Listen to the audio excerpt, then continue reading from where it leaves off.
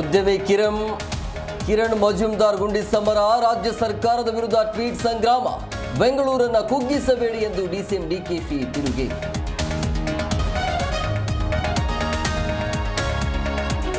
ಮುಸ್ಲಿಮನಾಗಿದ್ರು ಹಿಂದೂ ಸ್ವಾಮೀಜಿಯ ವೇಷ, ಮಾಟ ಮಂತ್ರ ಪರಿಹಾರ ಎಂದು ಧೋಕ, ನಕಲಿ ಸ್ವಾಮೀಜಿಯನ್ನ ಹೆಡೆಮುರಿ ಕಟ್ಟಿದ ಖಾತೆ.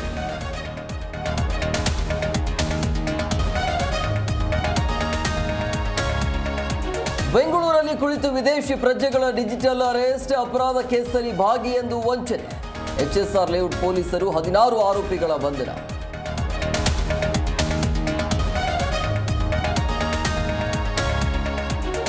ಕಿರುತೆರೆ ನಟ ನಟಿಯರಿಗೆ ಸೈಟ್ ಕೊಡೋದಾಗಿ ವಂಚನೆ, ಕರ್ನಾಟಕ ಟೆಲಿವಿಷನ್ ಅಸೋಸಿಯೇಷನ್ ಸದಸ್ಯರಿಗೆ ಮೋಸ, ಭಾವನಾ ಬೆಳಗೆರೆ ಅವರಿಂದ ದೂರು.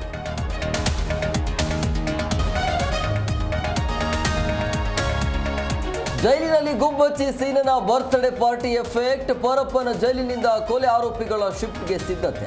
12 ವಿಚಾರಣಾ ದಿನ ಬಂಧನಗಳ ಸ್ಥಳಾಂತರಕ್ಕೆ ವರದಿ.